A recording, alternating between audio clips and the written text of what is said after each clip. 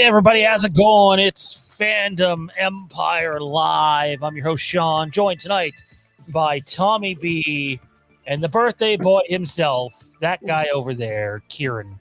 22 years young, fresh, clearly, right? Clearly. Yeah, no, totally. I'm not going completely gray. So,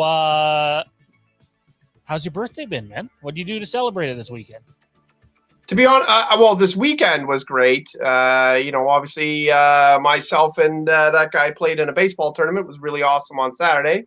So that was really cool. But Sunday, we did what my family kind of does for everyone's birthday. We go to my mom's for cake and presents and get together and have some kind of like in between lunch and dinner stuff, like some cheese plates and meats and stuff like that. And I don't know, it's all good. It's funny, we do the same thing for everyone's birthday. Go to my mom's house, have have a little birthday party, but it never seems to get old. It's always fun. So I had a great time, and today was good, but it was kind of just mostly a regular day. I had to take my son to piano. I had to take my daughter to hockey. Everything was very busy. Before we get into anything else, we have a little bit of a surprise for Kieran. It's not a big one. If you can find earbuds, by the way, please do. I hear myself echoing, or mute when you're not talking. Again, it's not a big one, but we decided we would make Kieran an image of him and all of his closest friends celebrating his birthday. Drum roll, please.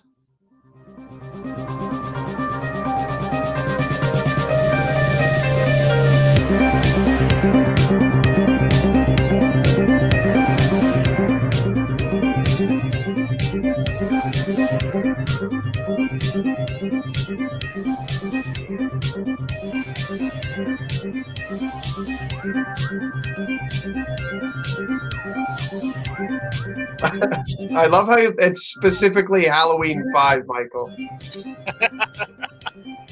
Yes, so, believe it or not, some tender love and care went into this, to the point where we were late for the Patreon. I mean, we're usually late, but we were late for the Patreon stream because of that. So I know Kierans has mentioned he does not do drugs too, so that probably pissed him off. I mean, they were clearly real big blunts, right? Like, not just real big blunts, but they were real. Obviously, they didn't look cartoon at all. Terrence and Lep steal the show in that picture. Yeah, it's a good one. And then obviously, Kieran's favorite actor makes an appearance hiding behind Michael. So, it was fun. Wanted to do something. I mean, you have to be high to believe that guy's acting. That's good. I'll give you that one.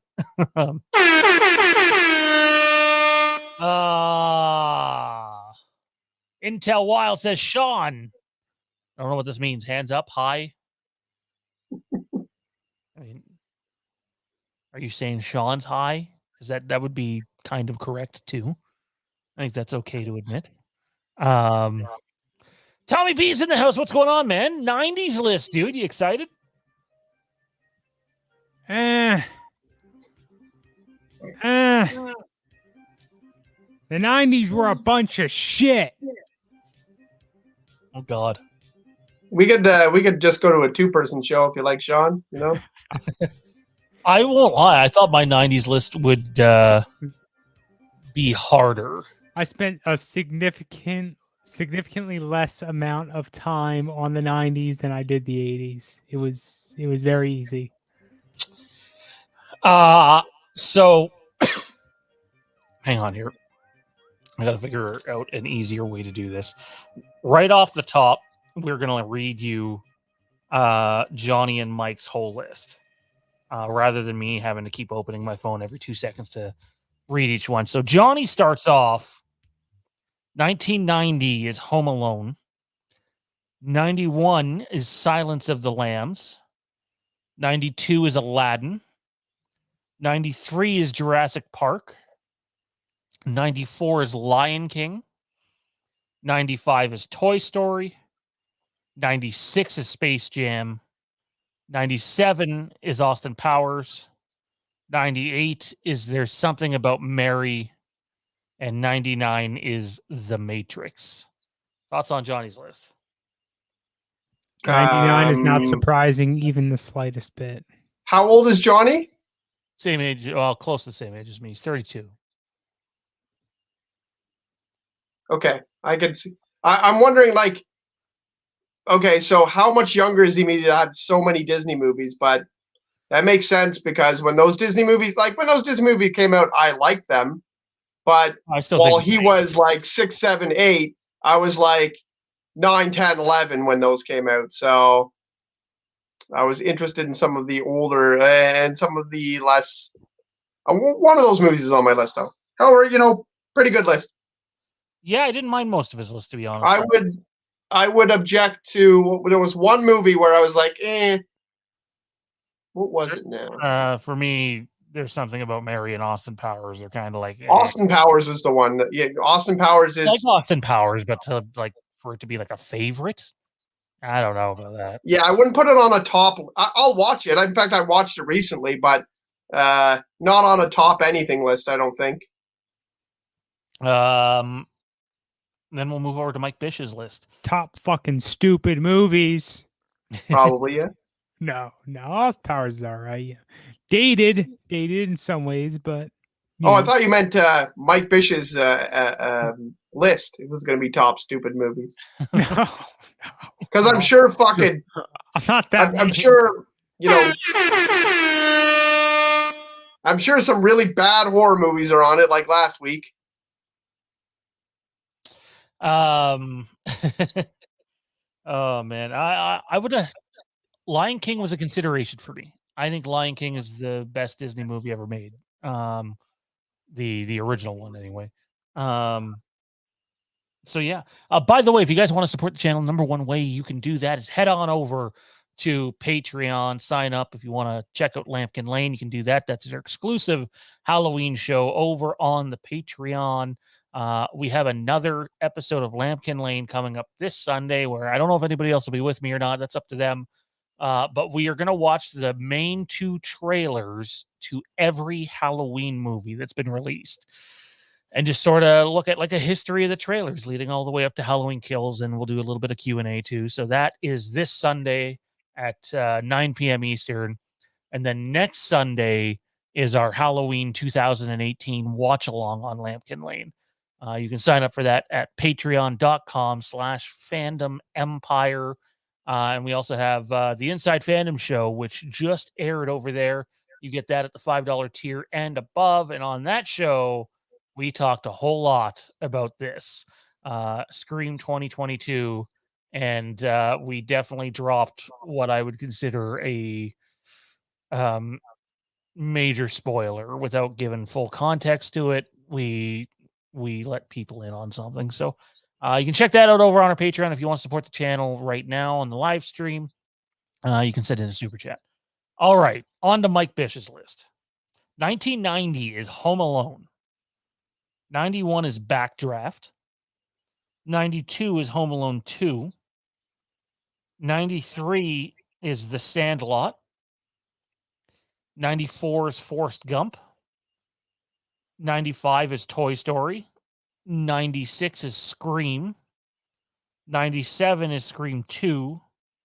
98 is Armageddon. And 99 is Big Daddy. Thoughts on Scream Take and back Scream my previous 2, eh? comment. That list is a bunch of shit. Oh man, don't hate on Scream and Scream 2. Scream. That's like, is he trolling or is that real? Do you think that's his real list? You don't think that adding that Scream in is just for Frank or something? No, I don't think so. I don't. How's it going, Kenny? Hopefully all is well. Mandalorian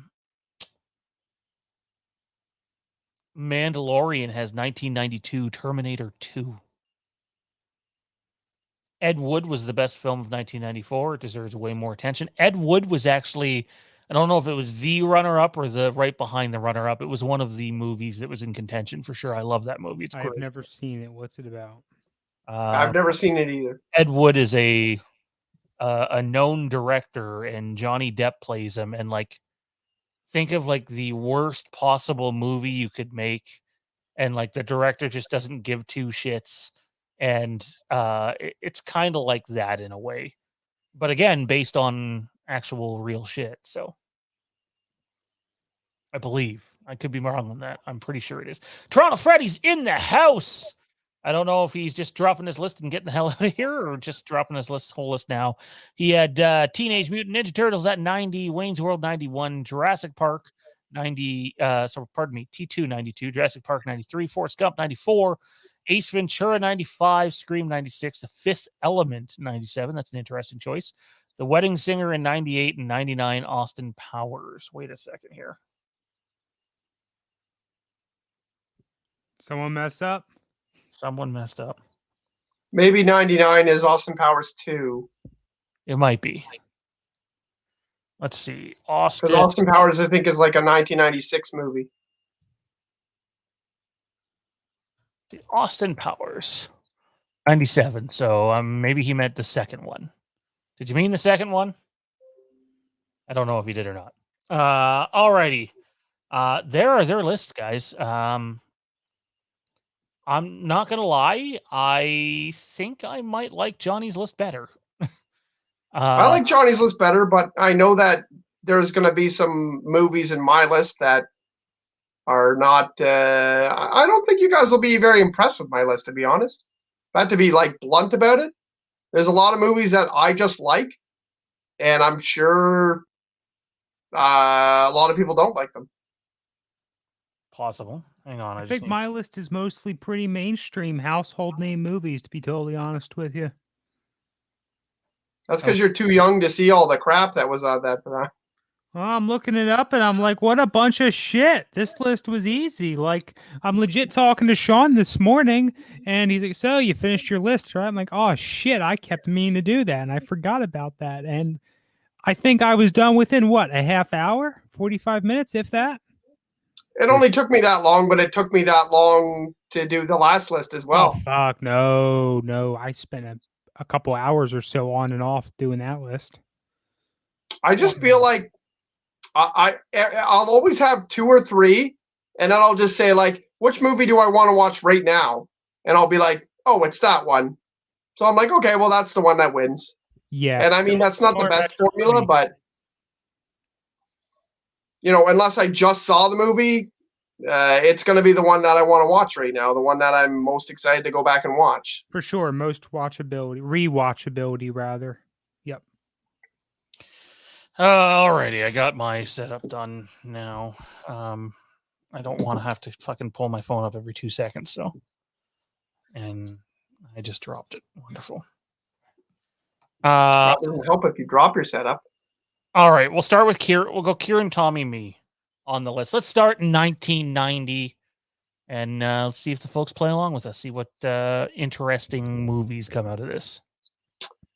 All right, my 1990 is Teenage Mutant Ninja Turtles. I think it's a fantastic movie. I really, not only do I love it, I think it holds up super well today. It was shot with really dark scenes, so the costumes and things like that still look great on film today.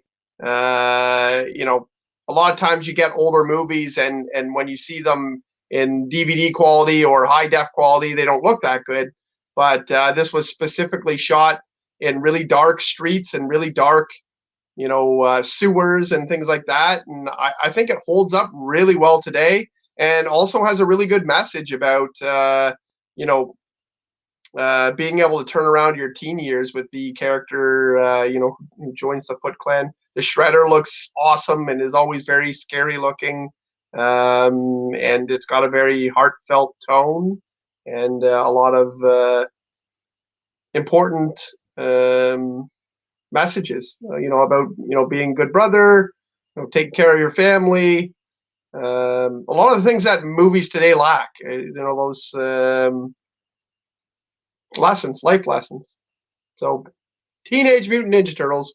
Was an absolutely huge fan of Ninja Turtles as a kid. So, All right, Tommy, what do you got at 1990, man? For my 1990, we already heard it. Home Alone. That's my 92. Let's just get that out there now. Okay. Yeah, both of us we went with Home Alone. It's a good movie. It's a good rewatch, especially around the holiday season. I'm pretty sure they're all on Disney Plus, and yeah, there's a reason it's kind of been a mainstay.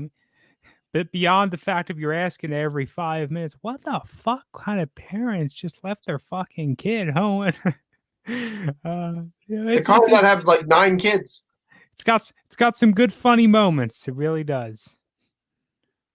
I'm actually in the camp that Home Alone 2 is better than Home Alone 1.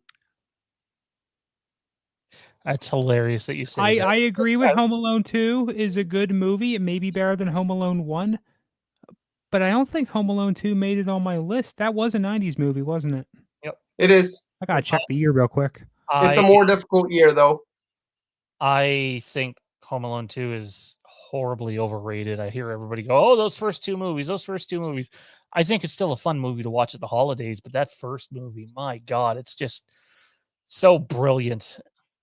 Loved that first movie. The New York bit, I don't know. New York's, I know when you do a sequel, especially back then, you do got to go a little more over the top with it and do some extra things. But I don't know. I was just kind of on the second movie. What do you got at 91, Kieran? 91, here's probably not a popular one. Robin Hood, Prince of Thieves is my top movie from 91.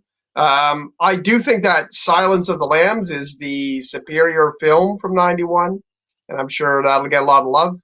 But I really loved Robin Hood, the movie with Kevin Costner. What's the guy recently passed away, was in the Harry Potter movies? He played Snape. Why can't I think of the actor's name? Can't remember his name. But anyways, he's fantastic in it. And I don't know, as a kid, I really gravitated towards this movie, and it's kind of funny because it's not really a kid's movie. But I mean, being 7 years old at the time, like, I really loved this movie. I had it taped off of TV, and Alan Rickman, thank you. Alan Rickman, yeah, perfect, yeah. He turns in an amazing performance. I love. There's one line where he's yelling up at Robin Hood, and he says, "I'm going to cut your heart out with a spoon."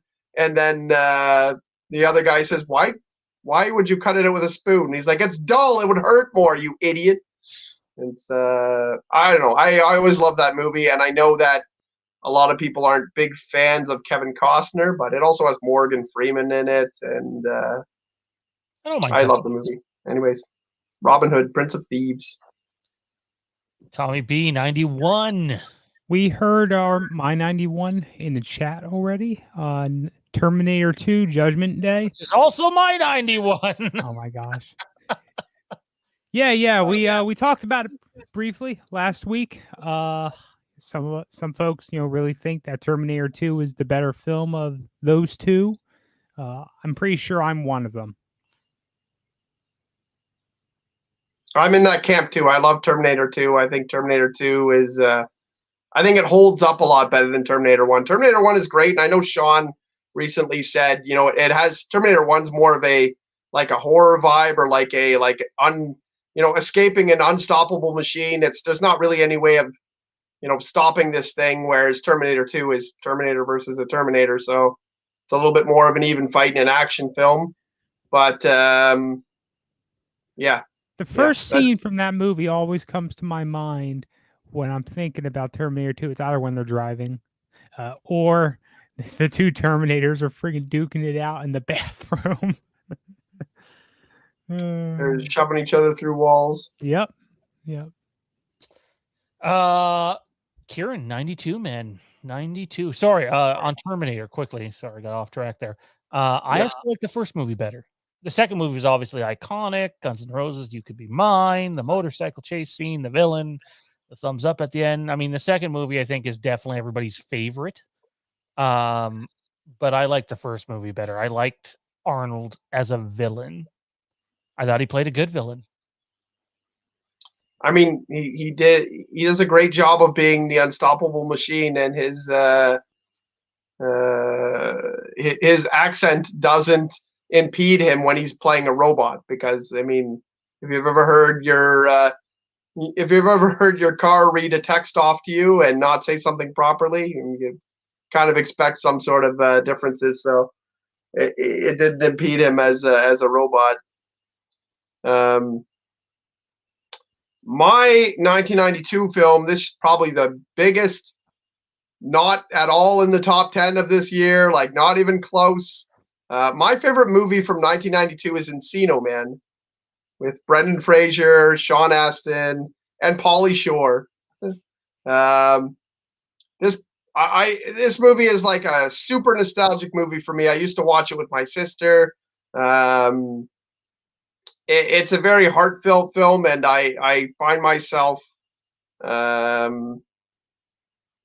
find myself loving the movie when I watch it. And same thing. Like I mean, well, a perfect text coming here. I'll read. It says, The Crow, oddly enough, just for me, campy nostalgia, live action Super Mario, Jurassic Park, and Halloween 6. So, like, it's the same as Super Mario or Halloween 6 in Jerry Ramey's list here.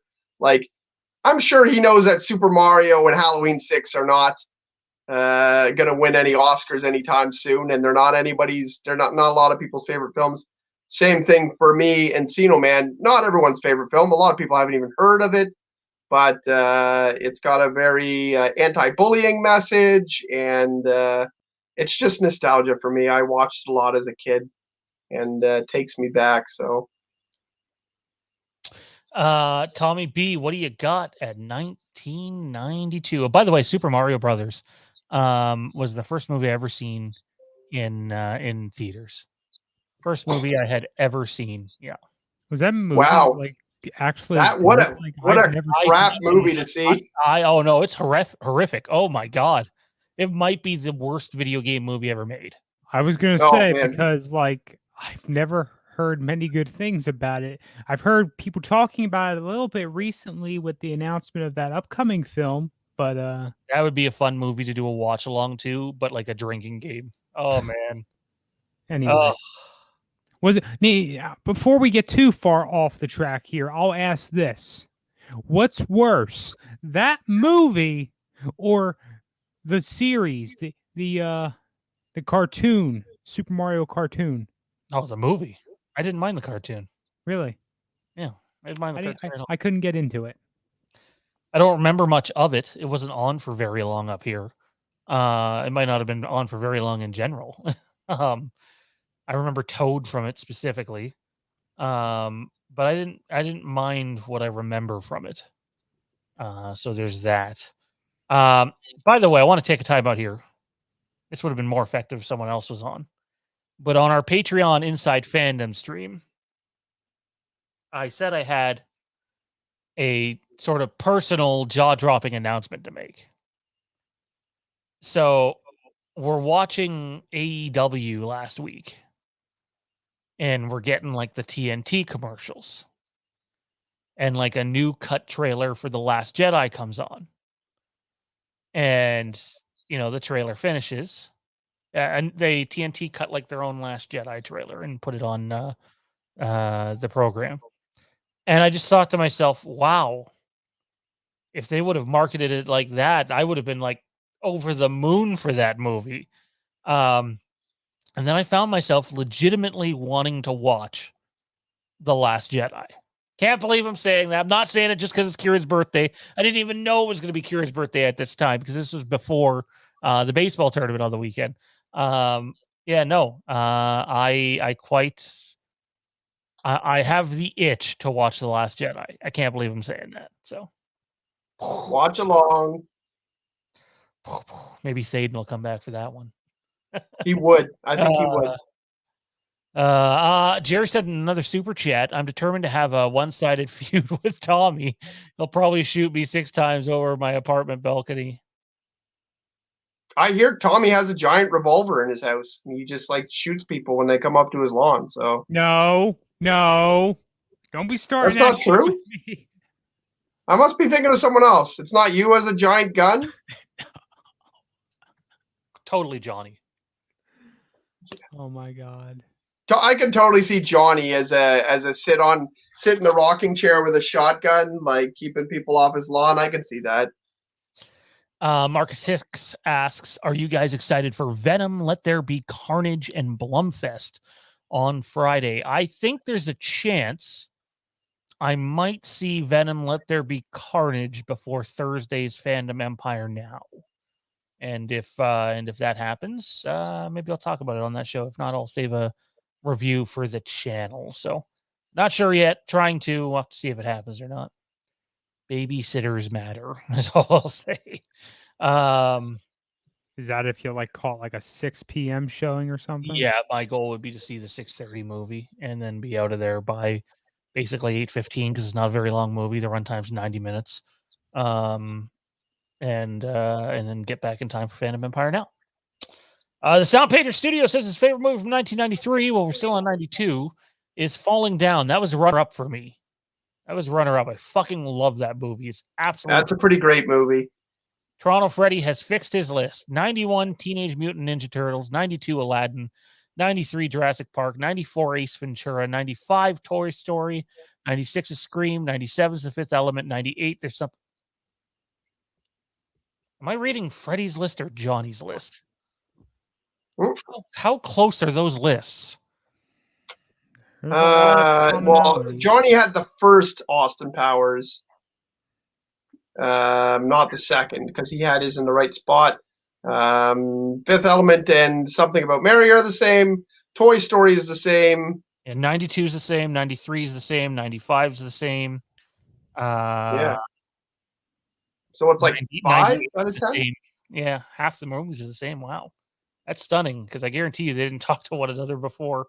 Maybe he's one of Johnny's cousins. Oh, don't put that on Freddy. I know, I like Freddy, so I don't. I'm sorry already. Words that never should have been spoken. My 1992 is Clint Eastwood in Unforgiven. I fucking love that movie. If you love Logan, guess what? That was one of the main inspirations for Logan, was Unforgiven. So I just think it's great. Clint is great in it, and Morgan Freeman's amazing in it. So it's a great movie. I love cowboy movies, so I would definitely say that. And on my love for cowboy movies, my very favorite cowboy movie is 1993's Tombstone. Tombstone is one of my favorite movies of all time. So, I don't know where I had it on my masterpiece list, but I think I did have it on there. However, if it's my favorite movies, it's got to be in the top 5 for sure. It's usually in the top 3, I think, if I list it off. Tombstone's one of those movies. If it's on, I'm watching it. If it's on in the middle of the day, I'm watching it. It doesn't matter where. It could be near the end, at the start. Val Kilmer, his whole "I'm Your Huckleberry," quick draw. What was that character's name? Doc Holliday is amazing and iconic. I absolutely love Kurt Russell in anything where he gets to show his mean face. He gets to mean mug people. Anytime he gets to be like, buddy, I'm fucking tougher than you. I love Kurt Russell in any of that type of role. Sam Elliott, absolutely fantastic. Bill Paxton, I think it is, as well.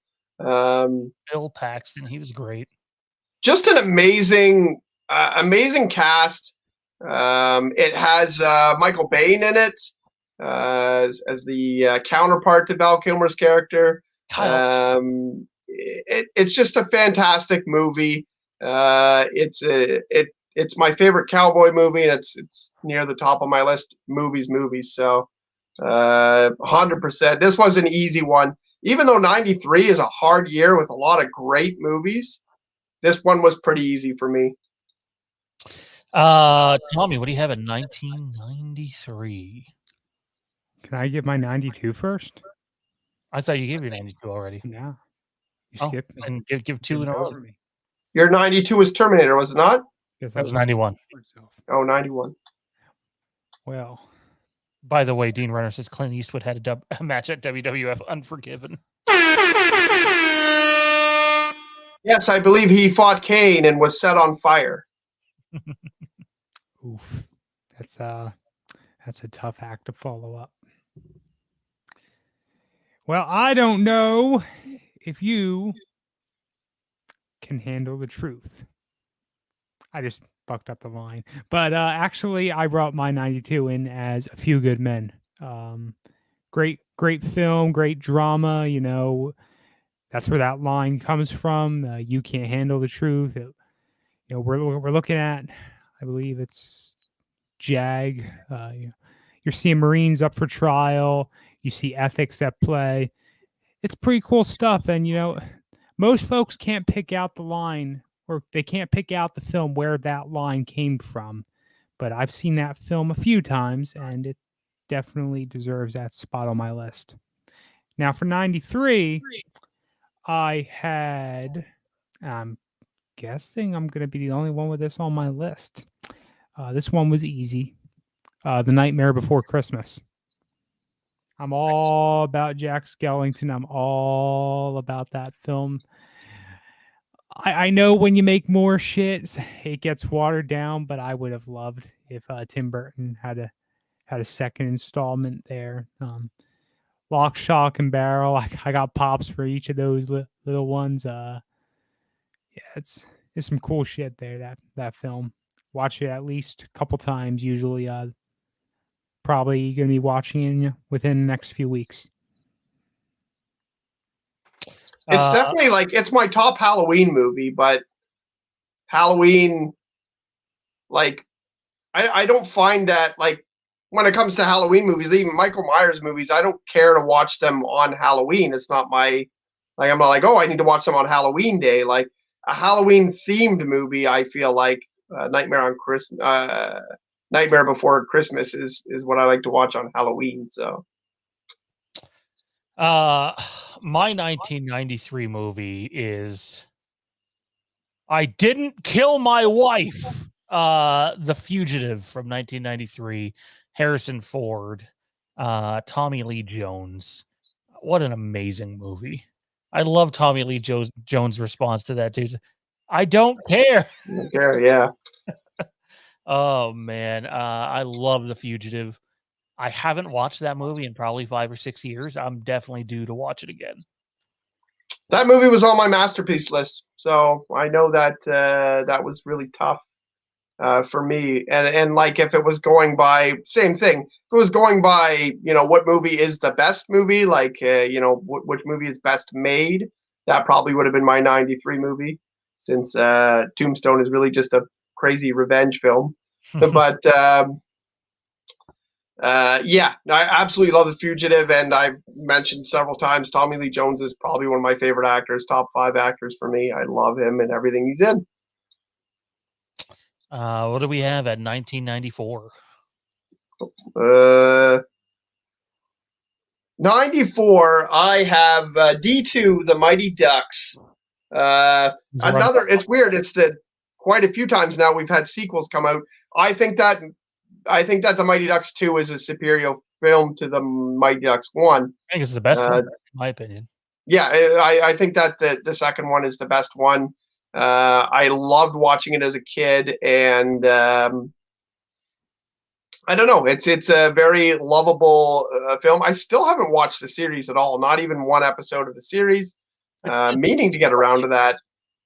I've heard so many good things and just haven't got around to it yet. So, but yeah, it was actually really hard to not put Dumb and Dumber in this spot, because it's really iconic, and I know all the lines to the movie, and every single scene I can tell you what they're going to say and what they're going to do.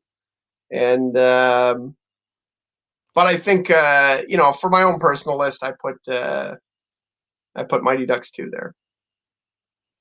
Yeah, I'm not a big Dumb and Dumber guy. I know that's probably fucking blasphemy to most, but and Mighty Ducks was runner up on my list. I gave it a lot of thought. Tommy, what do you got at 1994? For 1994, I came in at with Forrest Gump.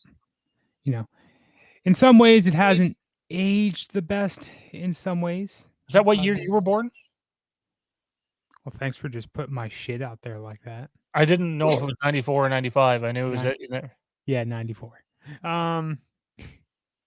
Yeah, Forrest Gump. You know, in some ways, it hasn't aged the best, but I think Forrest Gump really tells a very nice, touching, sentimental story. And it's just really interesting how it just wraps together the pop culture shit, all of the big events of the world at the time, and just paints a really, you could say beautiful story. In 1994 for me is The Crow. The Crow is amazing. Fucking love that movie. It's so underrated. Obviously, Brandon Lee passed away while filming that. I believe that was the bullets were not blanks, which is just horrific. But that movie, oh my god. Like that movie literally, do you like Sting with the black and white face paint? Because that's where it came from. Do you like Heath Ledger's Joker? Heavy inspiration from The Crow. So The Crow, definitely 1994. I haven't seen The Crow in a long time. I thought you were like I have seen The Crow. My sister's a big fan of that movie. However, I haven't seen it in so long, I can't even tell you most of what happens in it.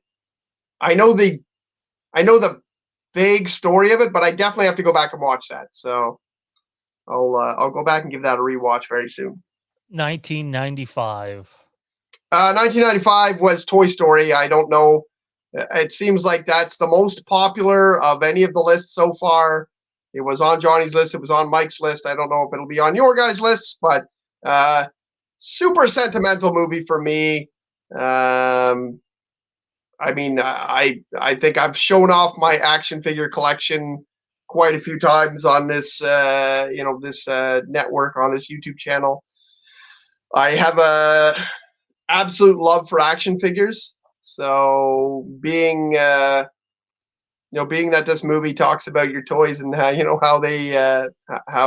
connection with them is a big sentimental movie for me, and absolutely amazing. Not only is it amazing, but it's become a phenomenon that Toy Story 1, 2, 3, 4, they're all great movies, and they've all come out to different generations because they're so spaced out that I had a Toy Story, my brother had a Toy Story, my other brother had a Toy Story, and my kids have a Toy Story. Like it's amazing how they've done that and spread that out and made it more of a franchise than just a set of movies. Sorry, I'm just trying to catch up with some of the stuff that's and some of the adult jokes in the Toy Story movies are absolutely hilarious. I love when they fit some of those things in there for the adults that the kids might go over the kid's head a little bit. Wisecracking Potato Head, and I mean, arguably one of Tim Allen's might be his best role. He's had some amazing roles. Obviously, he's known for Home Improvement, but being Buzz Lightyear, I think is probably his best role. I don't really care for the second two movies, but I thought he was great in the Santa Claus as well. So. He's amazing in the Santa Claus, yeah. And I actually do like the other two. Is there 2 or 3 more? I can't remember now. There's 2 more. I believe there's 2 more. I don't think there's a 4th one. The 3rd one's all in the North Pole, I believe. Yeah, and there's that crazy robotic Santa, and the robotic Santa, is that in the 2nd one? 3rd one has Jack Frost in it. Yeah, the 2nd one is robotic Santa. Yeah. I like the robotic Santa. It makes me laugh. Tommy B, what do you have at 1995? At 1995, I threw down with Billy Madison. Billy Madison. I don't mind Billy Madison, but for me, 1995 was easy. I think it's one of the best movies ever made. If I was doing like a top 25 list of movies, it'd be on this list. And it's Brad Pitt and Morgan Freeman in Seven. I think Seven is so fucking good. So much rewatchability to it. I just love that movie. It's I could not imagine my life without that movie. I remember the first time I seen it, and I didn't see it till like it had to be like 2008 or something. Like it had already been out well over a decade, and I was like completely blown away by it. I need to get like a 4K version of that movie for sure. Yeah, I agree that that's a fantastic movie. It was funny. I was getting pumped up for you to say something terrible, just because you were like, I don't know, it wasn't mentioned before. I'm like, so it's not Toy Story, so it's not. And then I'm like, I forgot Seven. When I looked at the list of movies that came out this year, I knew you would have Seven there. So Mighty Morphin Power Rangers. I did like that movie. I did like that movie as well. I love Ivan Ooze in that movie. He's fantastic. I guess we're on mine. My 1996 movie, once again, probably not going to get everyone's vote, but Star Trek First Contact is one of my favorite Star Trek movies. It is the one with the Borg. It's the one where basically Patrick Stewart has a fantastic like acting performance in this movie. Like he freaks out like we've never seen him freak out before. A lot of the lines in this movie that he gives are repeated in pop culture, and it was like I thought it was a very smart movie. I thought it was done in such a like scary sort of way as well. The Borg Queen is super scary. If you're into Star Trek, a lot of the characters get stretched out to their limits. And was a big fan of this movie. I saw it in the theater. I remember my dad brought me to see this movie, and I wasn't really into Star Trek. I kind of was, but he was like, "Oh yeah, no, you'll like it. It'll be great." And after that, I was watching Star Trek on TV and reruns all the time. Loved it. Kind of helped me grow into Star Trek. Nice. How about you, Tommy B? What is it for 1996? 1996, I came in with Happy Gilmore. Apparently, So did I. So I'm just gonna get that out there now. Yeah. Apparently, they've had some discussion earlier this year about a potential Happy Gilmore 2, but the articles are misleading because they say like, "Well, I'm interested in playing." We're talking to Adam Sandler here, but like, no one's officially talked about it, and it's one of those movies you're just like, how the fuck do you make a sequel to this? Happy Gilmore is it's so interesting because it makes a game like golf interesting to watch. It gets funny moments in there. It involves friggin' alligators in some very interesting ways. So the idea of just seeing Happy Gilmore again would be cool. The idea of it. I'm also pretty sure that if they did a sequel, it'd be fucking horrendous. But the one thing that got some talk many years ago, it's way too late to do this now. But instead of doing a sequel, do like a stupid over-the-top spin-off of Shooter McGavin. And I would have been so on board for that. That would have been hilarious to watch. And they definitely pulled it off. Yeah, no, I'd be on board for that too. I think that's would be a great movie, a great, interesting way to do it. I'm not interested in Happy Gilmore 2. You're almost like Cobra Kai, it obviously not in like a comedy way, like a one-off movie, not a series. But you could have Happy pop up at some point, but he's not the focus. He's not the main character. You're watching Shooter just be like a complete mess and going through hell sort of thing. I think that'd be hilarious. I'm surprised to see these Adam Sandler movies pop up on your guys' lists. I like Adam Sandler movies, and I think my favorite one is actually The Waterboy. But it's funny. Like when I go back and watch Adam Sandler movies, I'm like, a lot of times I'm like, why did I think this was so funny? Like, I feel like a lot of it is just him going, and you're just like, why am I laughing at this baby voice thing that he does? But like at the time when they came out, like, all the way up until I was, in my 20s, like I thought they were hilarious. I would watch them over and over and over again. But now I'm kind of like, I don't know why I thought this was so funny. I don't get all of it. I'm not a big fan of a lot of his movies. I like some of his earlier ones. I thought he was incredible in Uncut Gems, though. Like a serious role, serious movie. I thought he was brilliant in it. I haven't seen that yet, but I have heard that.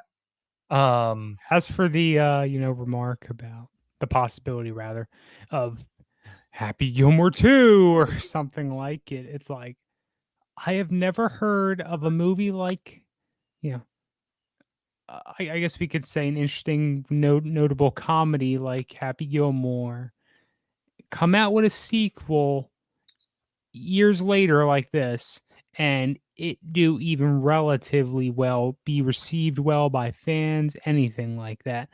The first example that comes to mind, I've never seen it, I don't think I'm ever going to see it, is Joe Dirt 2. I have never heard one good thing about that movie. Joe Dirt is a step below these Adam Sandler films, though. Like I'm okay with Joe Dirt. I'm not saying it's I've watched it before and I didn't hate it, but David Spade makes a better sidekick, in my opinion. Yeah, for sure. I mean, he was great as Farley's sidekick in a few movies. Oh my god, Tommy Boy! Oh my god, yeah.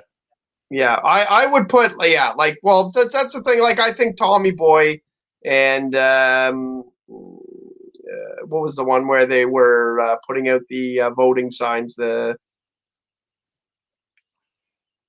Anyways, those movies I find superior to the Sandler movies and rewatching them. 1997. What do you got, Kieran? 1997. I have Donnie Brasco. I absolutely love that movie. I think it's amazing. Well, what was I going to say?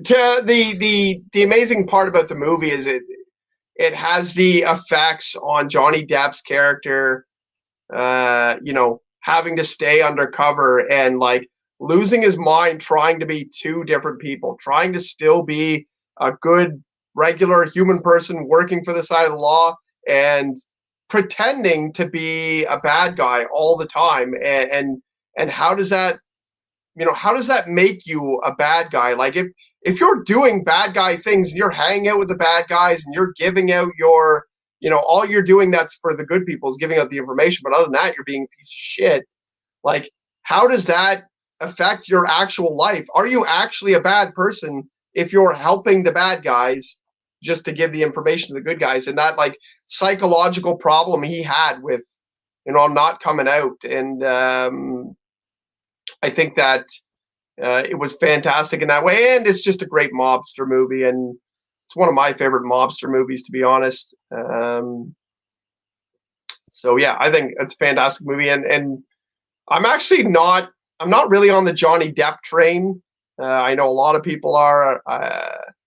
I feel like a lot of times he does the same thing and is he's the same person in a lot of movies. But this one, I think he has a really great performance in.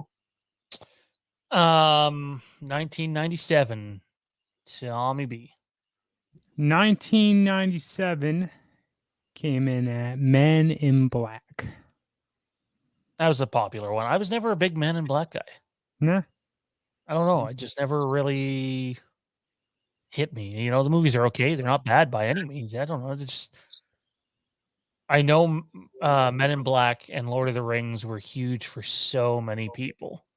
I don't know how you compare the two, but it's weird to lump those two together. But Lord of the Rings they're both trilogy. Well, kind of trilogies anyway. 3 only came out mid 2010s, something like that, earlier than that.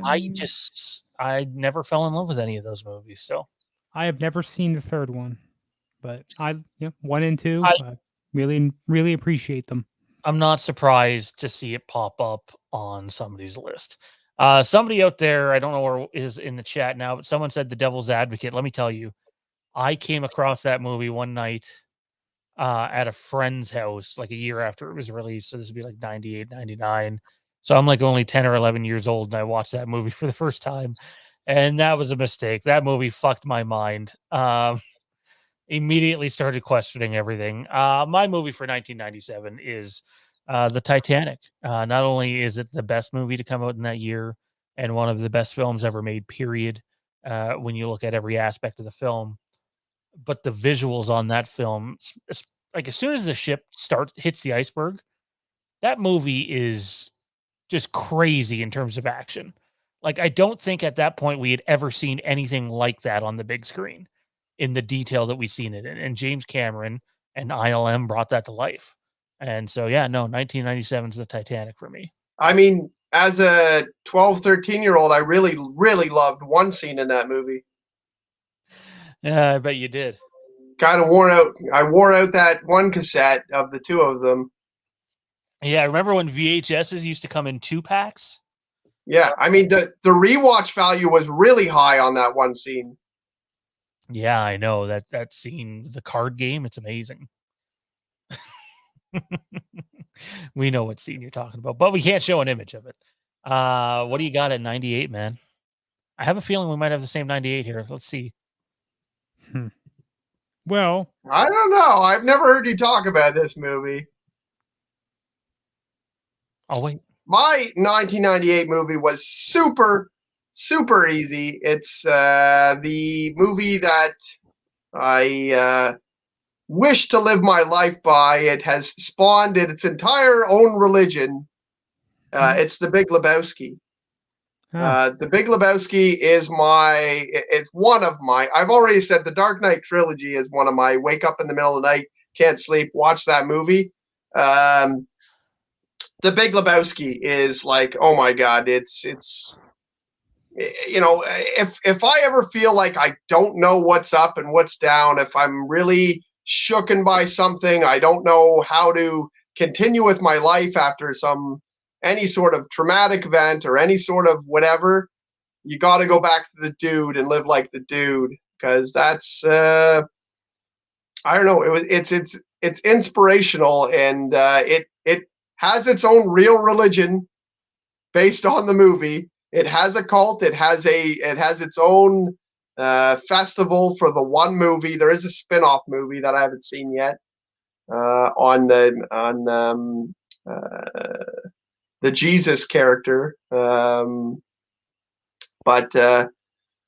yeah, I don't know. I don't know what else to say about the movie. It's you know, it's a way of life. The dude is a way of life. Check out the religion if you don't believe me. There's a real religion based around the movie The Big Lebowski. So I thought we had the same honorable mention. My apologies. I thought my honorable mention might have been your movie. It is not. My honorable mention was Armageddon for 98. I thought that was a great movie. That is my second movie. I do have all of my second movies here too. The number one movie for me, not only do I think it's the best movie to come out that year, it is my favorite, and some people might find that fucked up, but I just think like the way the movie was made was amazing. And it's Steven Spielberg's Saving Private Ryan. That movie is just, I think it's the best war movie ever made. I don't think anything's come close to it. And that's not to say everything else is bad. There's a bunch of great war movies. I just thought Saving Private Ryan was that next step up. Which is also numbered as my top 98 film. Oh, did I skip you again? For fuck's sake. Yes. Okay, well, what do you like about it? Obviously not the subject material. That's not the case. Yeah, that's a bit rough. Killing Nazis. It tells a very difficult story to tell. I mean, with this, with D-Day and all, you typically see a lot of it really toned down to fit the narrative of the proud warrior and what have you. And I guess one of the things you can appreciate about Saving Private Ryan, and this is messed up from that perspective too, is that it's more realistic in what war is. It's not to be, amped up, made as glamorous as it is in the films, so on and so forth. A lot of these people there struggle to friggin' survive because all it takes is a stray bullet going in the wrong direction at any given time, and they're out. A lot of folks get out of those situations by sheer luck. I come from a family that had a lot of folks in different branches of the U.S. Armed Forces, and I've heard many different stories. And it's not easy. It's not easy stuff. So definitely Saving Private Ryan easily comes in for me at that spot for 98. I love that Rugrats movie, by the way. I can't remember what year it came out in, though. Which one was that? Was that the one that was? I think it's just the Rugrats movie. Yeah, the Paris one came out later. I've always hated the Rugrats movies. I absolutely love the show though, so nothing against Rugrats. I bought Rugrats on DVD. Well, back in my day. Yeah. Loved well, I always laugh at Rugrats because I was 100% the Chucky when I was a kid. Like my friends were like, "Hey, let's go play in the field and like light shit on fire and like build a fort and whatever." And I'd always be like, "I don't know, guys. I think I hear my mom calling. I don't think I can go out to do that with you guys."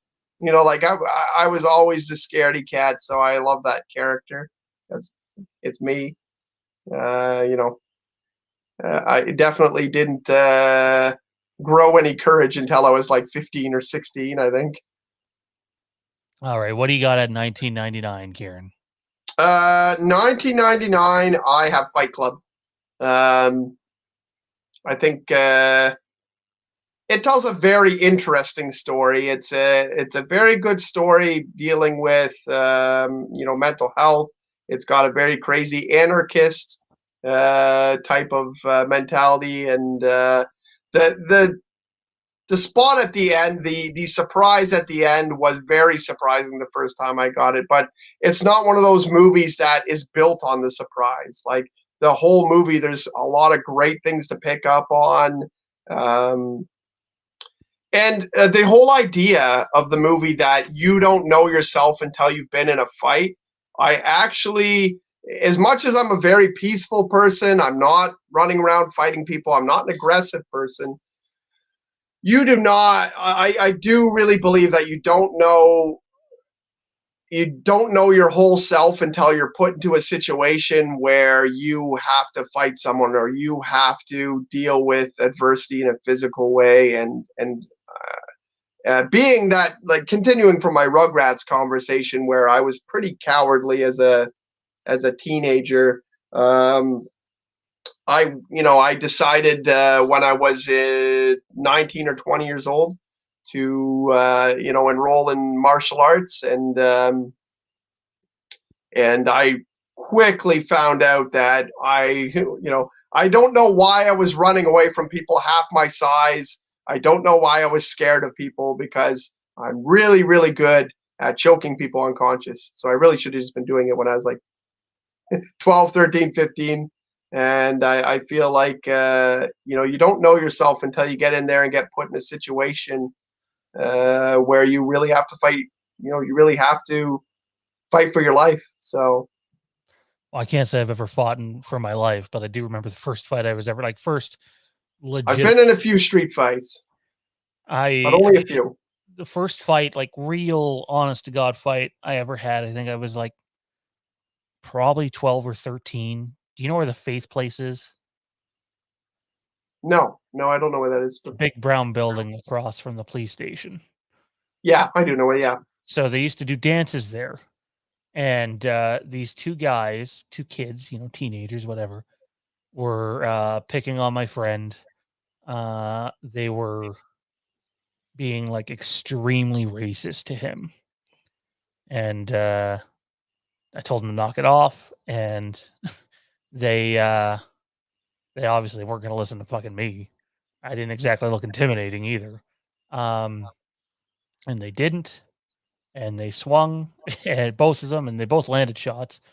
And I proceeded to literally kick the living shit out of both of them. One of them sort of got like dragged around hockey style, so it wasn't much of a fight. It definitely wouldn't be how I could picture you fighting someone. It's two 13-year-olds going at it. But I remember feeling good about like sticking up for my friend and then being like, oh my God, we're like 15 feet away from the police station. Somehow they're not out yet. And so I turned to walk away, and my fucking dad is there. It's like, oh boy. So I'm walking up to him. He's like, get in the car. Sorry, story time here for a second. And I get in the car, and he's like, what the hell was that about? You know, the police station's right there, right? And I'm like, well, they were saying mean things to my friend Mark, and obviously I said there were racial things, and my dad then proceeded to tell me, good job, you did the right thing. So that was cool to hear. I know not everybody will agree with that, but and then we got like, we were supposed to go to Blockbuster after the dance, and I realized we were going home. Like, are we going to Blockbuster? He's like, no, you're grounded. What? So Get mixed signals here. Oh, for sure, right? But I've also had my ass completely handed to me in a fight before too, so it's not like, oh, big tough guy. I've always won. No, I've had a bit of both of them. So, Tommy, do we have the same movie for 1999? I think we do. We do. No, wait. Before that, though, Tommy, tell us about some time you kicked some guy's ass. Well, I mean, you told us you were good at choking people out. Or I want to hear Tommy's kicked some guy's ass. No. Only because I know Tommy and I know he's the super peacefulest dude. So I could see Tommy legitimately. I actually, you know what? Now that I think I'm getting a memory come back here, I don't know if Tommy wants to address this on air or not. I'm totally cool. I'm just kidding. Go on with your movie. I don't know what you're talking about, Sean. So go ahead and bring it up. You were someone I know. I don't know who it was, but someone I know who I would like never picture to be like. I could never see that person get into a fight. I seem to remember them being like, they kicked someone's ass at school for some reason, and I don't know if they got in trouble for it or not, but I just remember being completely baffled by like, and I never like, don't ever like, if you think someone can't fight just by the way they look, that's probably a terrible mistake to make, especially as a teenager. But I've definitely learned in the past to like, even if they seem like the nicest person in the world, they could be the most dangerous person to rip your fucking head off. I know that was a long tangent, but like, I'd consider Kieran super nice, but I also know he, you know, given his background, would rip a bunch of people's heads off. So it's like, don't judge a book by its cover. You should never fight anyone if you're not prepared to get your ass kicked. If you're gonna fight someone, it better be for a reason where you would get your ass kicked for it, because any dude can kick your ass. A lot of really tiny guys do martial arts or boxing or these things because they were the tinier guy and they wanted to even the odds out. And so, yeah, don't fight anyone unless you're fighting them for a reason that you're prepared to have your ass handed to you for. I went to fight sorry, Tommy, I know you're trying to get in here really quickly. I went to fight a guy at a ball hockey tournament one time. I was probably like 15 or 16. He had just like supposed to be no contact, and he full on body checked one of our girls and hurt her. And so I went after him, knowing he was bigger than me, but it's like, I can handle myself. Holy shit, did that guy whip the shit out of me? It was not even like to the point where it was like, until we got broken up, there was no chance I was getting anything on him. It was not a fun time. Tommy, do you have a story you want to share or not? When I was a kid, I was involved in a lot of your stupid, quick, not really fight, but yeah, fights. There were swings thrown and stuff like that. I've never ended up in a hospital. I've never put anyone in a hospital, and I don't ever intend for either of those to happen. I have, I'm basically, but not quite a pacifist at this point in my life, but I wasn't always. Wow, we really got far away from the 99 movie. Probably a good So Kieran. the main thing that is probably my lowest low in life, I was the this fat guy kid too. in school. I was often getting pretty picked on, that sort of thing, that bullshit. So I had a lot of anger. And this kid who fucked with me a lot ended up pushing me over the edge one time, throwing paper balls at me and pencils and dumb shit. And this was in the middle of a class, mind you. So I remember responding to these different instances in a couple different ways on different occasions. On one instance, I stabbed a kid with a pencil wow. and caused him to bleed. On another instance, I almost pushed him out the fucking window of a second-story building. I think that might have been the story I heard. I don't know. And that ended up getting me kicked out of that class for the rest of the term. So I spent that rest of that term, and I don't mean to laugh about this because it's a serious matter, but I spent the rest of that term in they called it restricted study room, reading Star Wars novels that are now in the that sounds like a Legends blast. universe. Yes, it really sounds like punishment, doesn't it? It really sounds like a reformative action. Damn. For most kids, reading is punishment, but I was reading fucking Star Wars novels by the time I was in fucking early to mid elementary school. Yeah, you know? but then they come in and tell you can only read the new canon. I'm kidding. 1999 for Tommy and I is Star Wars Episode 1, The Phantom Menace. So for shits and giggles, when we were doing this list, I decided to go back. I was pretty young when it came out. I was 11 years old when that movie came out. But I seem to remember that movie got received way better then than it does now or even 10 years ago. And I went back and checked, and yes, it absolutely was way better received by mainstream media back in 1999. You can find the shit all over YouTube. And it's funny because you can tell it's like hand recorded or it's an old VCR recording. But no, that movie was very well received. They obviously didn't say that it was, as good as the original trilogy. That I don't think anybody has ever said that. But in general, there was a lot of hype around the Phantom Menace. Recency bias is a thing both ways in terms of viewing a movie positively or viewing a movie negatively. Recency bias can be extremely dangerous. I think that the movie outside of Jar Jar Binks is extremely good. I definitely enjoy it as a Star Wars movie. And again, it goes to show that social media also changes people's takes on this. But the movie was better received than people let on. Fanboys basically jokes about that too.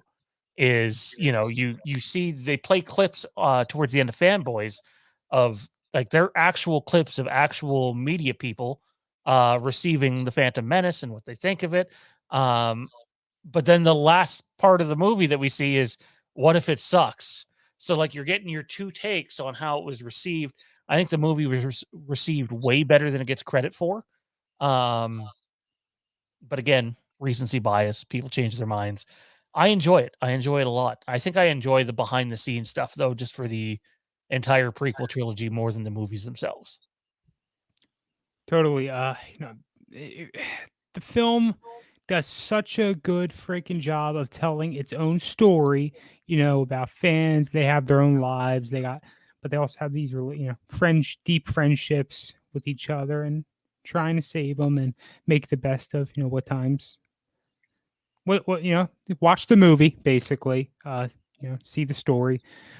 But the pop culture stuff they shoehorn in there, and shoehorn isn't the best way to describe it, but they do such a damn good job of making this a film for the fans, about the fans to really enjoy. And I actually noticed a couple weeks back or so,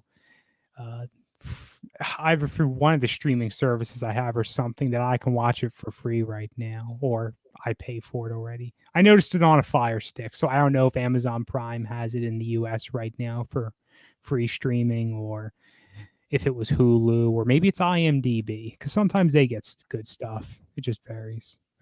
If you've never seen Fanboys, can't recommend it enough.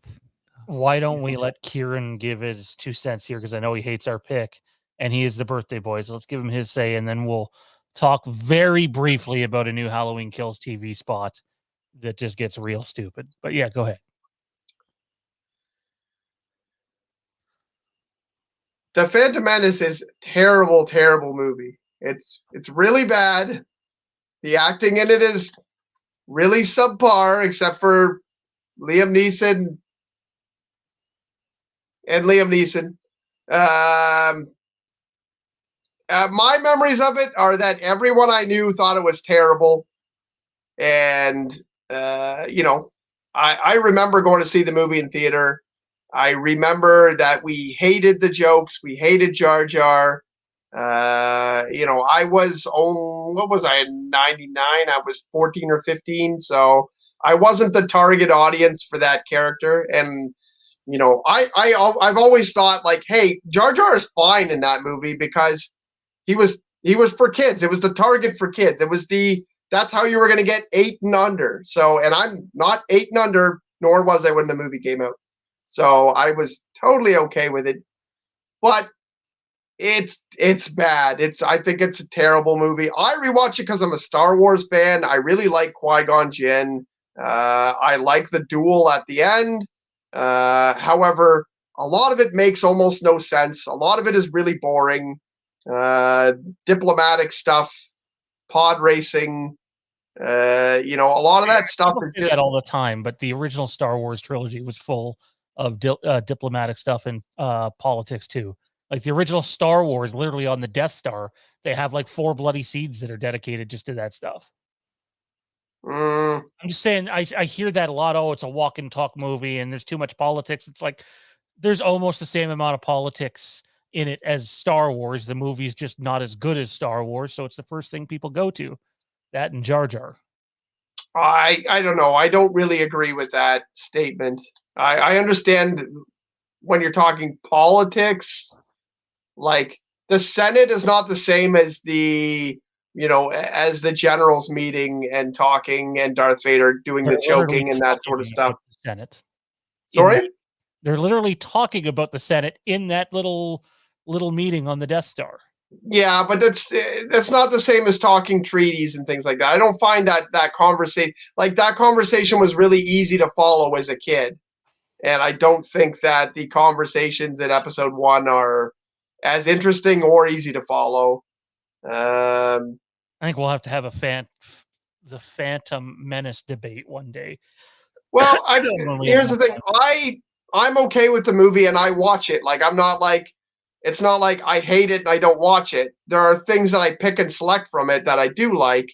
And it doesn't have Hayden Christensen in it, so that helps. Lloyd worse. I don't know. Jake Lloyd at least has the distinction of being a kid in a movie. So, his acting skills can, there's not a lot of great child actors where at the time you're like, oh my God, that 5-year-old is a tremendous actor. But, Hayden Christensen is a fully formed man and still can't act more than the 5, 6, 7-year-old Jake Lloyd or whatever. So.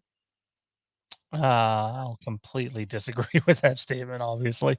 But there you have it. There are 90s movies. One last point on that. Ty Nelson adds in, there was a large group of us that saw the Phantom Menace opening night after getting out. We were so stoked that we just saw a new Star Wars movie. Then one of us spoke up saying it was crap. No one rebuked him. Yeah, no, I get it. It's low on my list for favorite Star Wars movies, but I think it gets shit on way more than it should. All right, that's going to do it for 90s movies, and we're going to close the show with this. So Tommy and Kieran, I'm gonna direct you guys to the private chat. I am gonna mention a certain something that happens in Halloween Kills. You've both read the script, so it's not like it's a spoiler.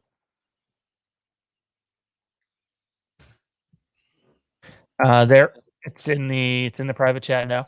That's it. So someone messages me, and after the weekend, and I'm just like, this is Monday. I think it came out Monday. And I'm still like just pretty drained and not feeling great. And I'm like, wait a second, let me look into this. And then I noticed I had a mixed text message that was just LOL from one of our sources that I didn't reply to earlier that Monday.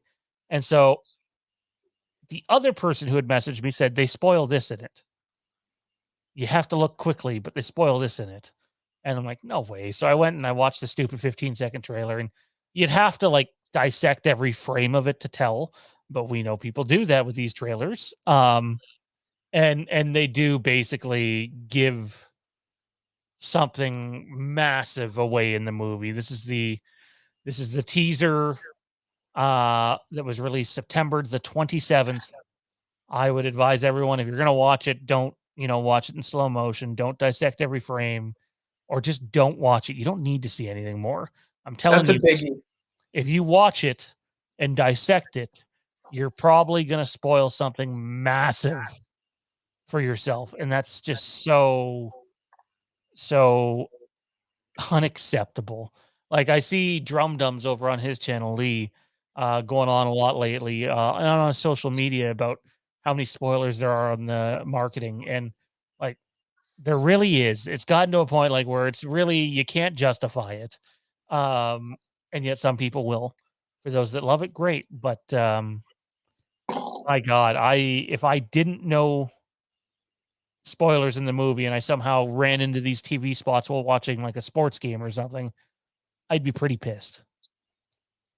Any thoughts on them basically not totally giving it away, basically giving it away in a TV spot?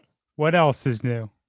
It's been the whole marketing campaign. Oh. I haven't seen the TV spot, so I mean, I don't know how it's done, but if it's what you're describing here, and I'm sure some of the people in the chat do know what you're talking about, and some don't, I would advise that we don't give it away here, which is where you're going with that. But yeah, I would not go and watch this and try to dissect it, because if you didn't read the script or don't know about this part, you probably want to wait, especially since we don't have to wait very long. Yeah, I don't get it. I'm done with this whole idea that they're not going to save one single thing for the people. But whatever. I guess they're not really interested in keeping secrets, and they think people will just go to see it anyways, which is true for us Halloween fans. And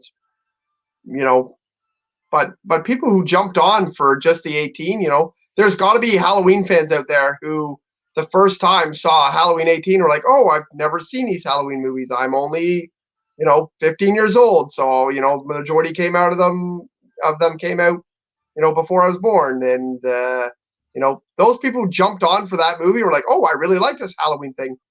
They don't want to fucking spoil. Like, they want to see. They want to see these things. They want to, they wouldn't want to get this spoiled. So I don't understand why you lop that part of your fan base off at the knee. I don't get it. I don't understand what purpose that serves to gaining fans, because there was plenty of awesome things you could show that don't spoil anything. So I've basically toned out on Halloween Kill stuff. Unless it comes to me. I've heard way more about Halloween Ends the last couple of weeks than I have Halloween Kills. So, and it'll be like that going forward after Halloween Kills releases. You'll have that couple of weeks where people are over the moon, and then the focus immediately changes to Halloween Ends. So, interesting thing to think. I've never really thought about it till now. You saying that right now, going to see Halloween Kills is probably going to dictate whether I read the end script or go for end spoilers, or if I don't like this movie because I have read the script, then, if I think that impacted the movie at all, that'll probably dictate how much I want to know about ends. If I still love the movie, then I'll read I'll try and find the script and read the script. I'll try to find all the spoilers and listen to all the news and stuff like that. If I'm like, man, you know what, this movie really was held back by the fact that I already read the script and watched all the spoilers and broke down all the things, I might have a little bit less. I might be a little bit less on that. So we'll see what happens with that. I hear you on that front. That is the show, people. Fandom Empire Live in the bag. It was mainly 90s movies tonight with some side stories here and there, and then some brief talk about that outrageous spot that I just really don't even want to go into fully. So I have no knowledge of that. I'm not even going to put that up there. Jerry, Fandom Empires, they're going to be a Hallow stream with Dave, Lee, Wham, maybe yourself. I'm sure there'll be a Hallow stream with most of those guys. I don't anticipate that we would be a part of that. We do have our own thing, though.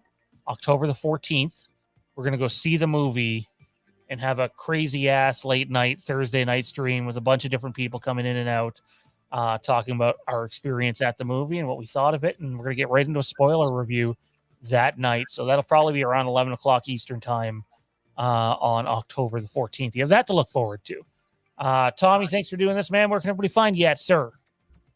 Totally. Everyone can find me, hang around our Facebook groups and pages, Halloween Fan of Fandom Empire Den, and so on and so forth. You can catch me at my Twitter and Instagram at TommyB1650.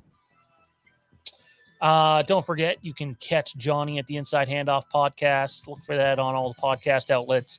Mike Bish, you can check out over on Collider. That's right. He's writing for Collider now and got some good shit coming. Kieran, one more time, dude. Happy birthday. Another look at you and all your friends celebrating your birthday. What a man. Rick looks really unhappy to be at my birthday party. Man, there's a Magnificent Seven if I've ever seen one. Or a group. Oh, you could make a movie about that. Again, happy birthday to Kieran. Where can everybody find you at, man? What do you got going on? You can find me on Facebook. You can find me in the Fandom Empire Den. You can find me at the Rick and Morty Fan Show. You can find me at the Rick and Morty Fan Show on Twitter and Instagram. I believe my Twitter is at Gogan Kieran, so my name reversed.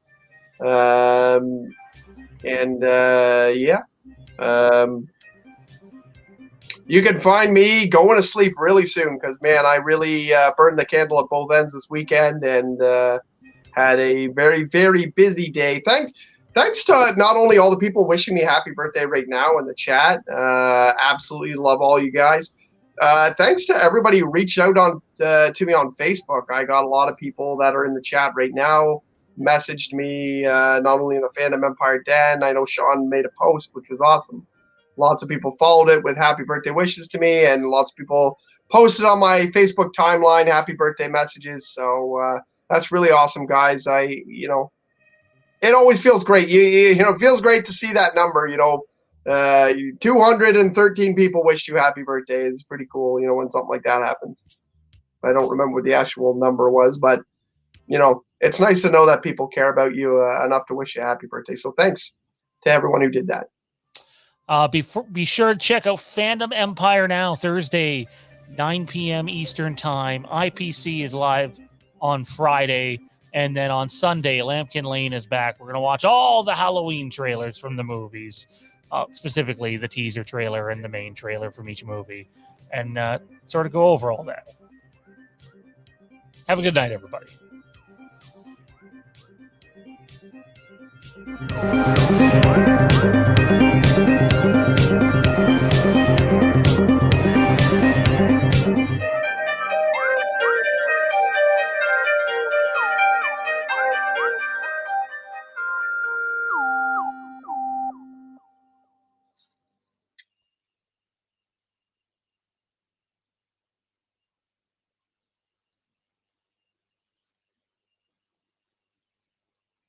I believe we're still live. We are still on.